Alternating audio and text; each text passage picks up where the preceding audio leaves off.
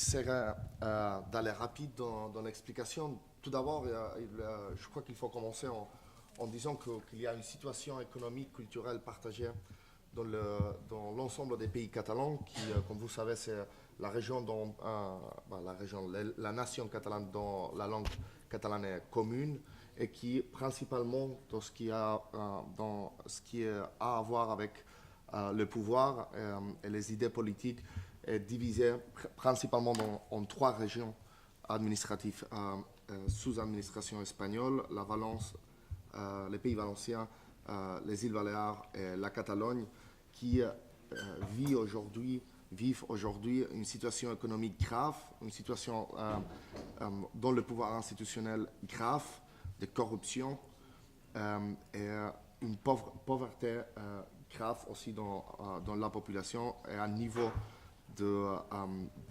retraite des services publics dans la vie sociale grave aussi. Il y a entre 20 et 30% de chômage dans toute cette région, dans tout ce territoire. La crise basée sur les spéculations et la construction, et les tourismes de masse a laissé un territoire écologiquement dévasté, mais ce qui est plus important, c'est que tous ces projets économiques s'est basé surtout sur un projet culturel et politique des élites régionales qui a été plus ou moins les mêmes dans les trois territoires, avec une différence qui explique beaucoup de ce qui est en train de passer maintenant. On a construit au Pays valencien un valencianisme politique profondément espagnol qui a folklorisé la culture catalane en Valence, qui a servi à la corruption, qui a servi à l'urbanisation et qui maintenant, avec la crise, est en crise aussi.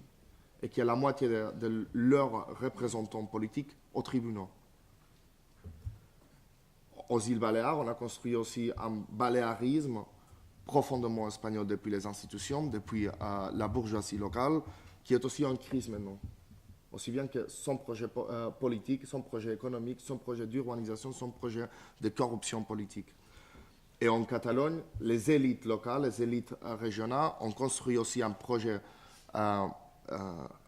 d'accord à leur intérêt, mais qui, devant la crise, ne s'est pas effondré comme les autres, mais a décidé de passer du côté du peuple, passer du côté de la revendication sur l'autodétermination. Et c'est sauvé de la défaite, c'est sauvé d'entrer dans le même cycle que le valencianisme et que le baléarisme promu par la droite espagnole. Il y a trois indicateurs maintenant qui nous montrent comment en Catalogne, le point qu'on est en train de vivre en Catalogne. Je parlerai les mobilisations dont Anna déjà a parlé. C'est un processus qui a été promu par la population, qui a été défendu par la population, qui a grandi aux chaleurs de la population et qui a démontré dans plusieurs manifestations être majoritaire dans la rue en étant protagoniste des plus grandes mobilisations, même plus grandes que celle du période de la transition de la dictature à la démocratie.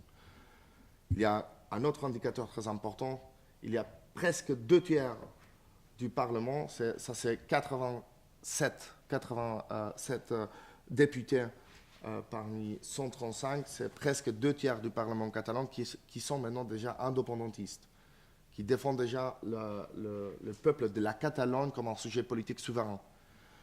Et un troisième indicateur, ce sont les enquêtes que différentes institutions, même les Espagnols, les Catalans, différents journaux, ils publient de temps en temps, chaque semaine, chaque 2 semaines, qui montrent deux majorités, une majorité de 80% de la population qui comprend la revendication, même s'il ne la partage pas,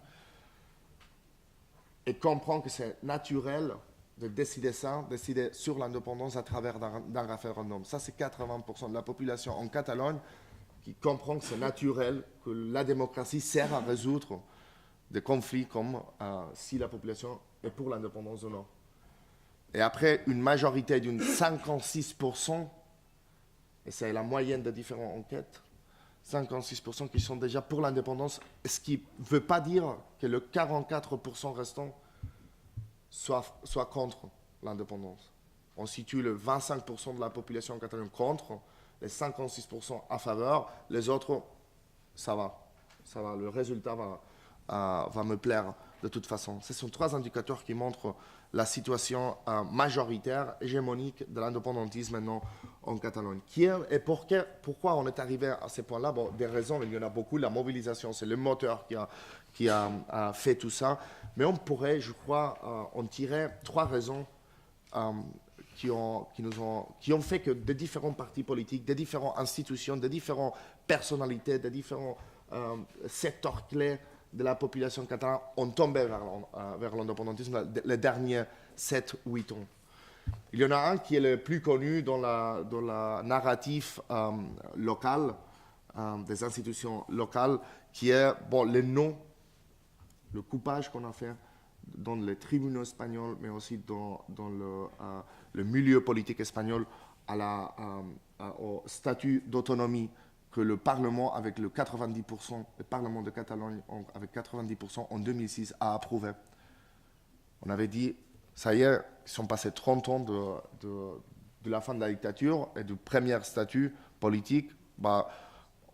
La Catalogne a changé beaucoup. On fera un autre statut politique plus d'accord avec les nouvelles besoins de la population. Et le milieu politique, alors là, la majorité politique espagnole, mais aussi les tribunaux espagnols ont coupé ça, plus ou moins la moitié de ce qu'on avait approuvé démocratiquement au Parlement catalan. Ça, c'est une des origines du changement des élites catalanes, des changements aussi des partis politiques catalans envers l'indépendance. L'autre, c'est qu'en 2010, les tribunaux espagnols, après beaucoup de batailles, disent, ça y est, votre système, on dit d'immersion linguistique, alors que les écoles en Catalogne ont comme langue prioritaire les catalans, et ce qui fait que toute la population, n'importe quelle origine, ils ont grandi dans l'école en catalan, et aussi après en espagnol et en anglais, mais en catalan, ce qui fait qu'il n'y a pas de différence entre la population après, parce qu'ils tous parlent en catalan, ils peuvent tous utiliser le catalan. En 2010, les tribunaux ont dit, ça y est fini, c'est fini avec ça. Pendant 30 ans, vous avez fait ça, nous étions très faibles, les Espagnols, maintenant on est plus forts, les Espagnols, on vous dit, on en finit avec ça. Ça, c'est 2010, et ça montre aussi un peu la fin de l'accord avec l'Espagne. Et bien sûr, en 2008, l'arrivée de la crise financière montre l'incapacité du système autonomique pour donner n'importe quel instrument utile pour la sortie de la crise. Et l'obédience absolue des autonomies à l'État central, de l'État central à l'Union européenne, de l'Union européenne au système financier. Et alors, l'autonomie ne nous sert pas pour nous défendre financièrement, pour défendre nos services sociaux, pour défendre nos droits sociaux devant l'État, devant l'Union européenne, devant les marchés.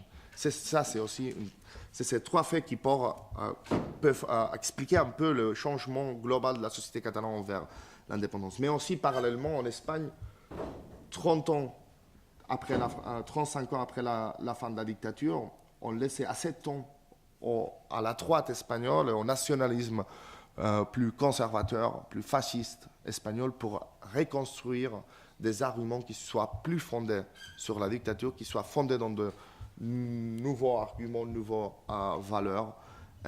Et ça leur a donné l'hégémonie dans la plupart des médias en Espagne, des journaux en Espagne et dans la plupart de la classe politique en Espagne, un nouveau nationalisme espagnol, plus attaché à la dictature, plus attaché au passé franquiste, mais encore plus agressif, est installé à Madrid.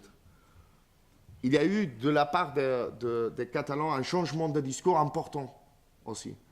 On a passé du nationalisme dans l'argumentation, dans la recherche des arguments en faveur de l'indépendance. On a passé d'un nationalisme romantique basé sur la langue, basé sur l'histoire et basé sur les droits naturels à l'autodétermination. On a passé surtout à une argumentation basée sur des arguments pratiques. Et alors là, on a vu 2 genres d'arguments. Du point de vue du catalanisme conservateur, alors des élites économiques, on a dit on perd beaucoup d'argent avec l'Espagne. on perd beaucoup d'argent avec l'armée espagnole, avec l'administration espagnole, mais aussi il y a beaucoup d'impôts de notre économie qui est plus active, qui vont à l'Espagne et qui ne retournent plus. Alors, ce qui fait que notre État a moins d'argent de ce qu'il mérite. Ça, c'est une argumentation surtout promue par des élites économiques. Mais il y a l'argumentation plus basée sur le catalanisme populaire qui dit sans l'indépendance, on n'a pas d'instrument pour lutter pour nos droits sociaux. Ça, ils sont tous ailleurs, le point de décision, le point de pouvoir, ils sont tous ailleurs, on ne peut pas lutter pour ça. Ce sont des argumentations pratiques. On veut l'indépendance pas parce qu'on est une nation seulement, pas parce qu'on a une langue propre seulement, pas parce qu'on a une histoire qui nous ratifie dans notre... Pas seulement. On a des besoins pratiques qu'on doit résoudre, c'est l'indépendance d'instruments pratiques. C'est un changement. Mais il y a eu aussi un changement parce que comme l'indépendantisme est devenu majoritaire, on n'a plus besoin d'expliquer tout le temps pourquoi on doit être indépendant, pourquoi c'est positif d'être indépendant. Mais il y a eu aussi là un changement. On a passé d'essayer de convaincre tout le monde tout le temps à défendre cette conviction parce qu'elle n'est pas possible de se réaliser dans l'État espagnol. Alors, défendre le droit au référendum comme un droit démocratique qui doit unifier toute la population. Écoute, même si tu votes que non, tu dois défendre que notre population puisse voter. Parce que sinon, on vivra dans une dictature, dans une imposition. Alors, on a changé aussi le fait d'être tout le temps en train de convaincre les autres à défendre de façon conjointe le droit à décider des Catalans. Même si tu votes que non, aide-nous, aide-toi à décider de façon conjointe le droit à décider des Catalans sur leur avenir. Et je suis en train de finir déjà. Quelle date, quel pas précis se sont pris les derniers temps pour arriver au point de décider. Vous savez que le 9 novembre, c'est marqué par la majorité politique catalane comme la date où on va décider. On verra. Mais on verra si l'État espagnol nous laisse ou pas. Mais en tout cas, c'est marqué comme la date du référendum. Plus ou moins, je vais dire 3 dates, les derniers 2 ans qui ont marqué la séquence de décisions pour arriver au référendum. Janvier 2013, nouveau Parlement catalan, majorité de presque 2/3 de partis favorables au référendum, alors qui disent les Catalans sont un sujet politique souverain et approuvent. Il passe au Parlement une déclaration de souveraineté qui est soutenue par 4 partis, presque 2/3 du Parlement catalan. Décembre 2013, ça fait 5 mois, il y a 5 mois, réunion au siège du gouvernement catalan de ces 4 partis. Ces 4 partis sont à peu près, si vous avez l'idée, c'est le conservateur catalan qui a la majorité, 50 députés, les nationalistes catalans, les indépendantistes républicains à gauche qui font 21 députés, les verts écologiques ex-communistes, post-communistes, qui font 13 députés, et nous, la gauche indépendantiste, on dirait socialiste, qui c'est le plus petit, 3 députés. Mais j'essaye de raconter, de faire un discours pour tous eux. Mais sinon, ce ne serait pas représentatif du mouvement global. Décembre 2013, réunion au siège du gouvernement catalan, on annonce la date et on annonce la question qu'on va poser. La question va être une question double et on va demander aux gens est-ce que vous voulez que la Catalogne soit un État? En cas affirmatif, est-ce que vous voulez que cet État soit indépendant?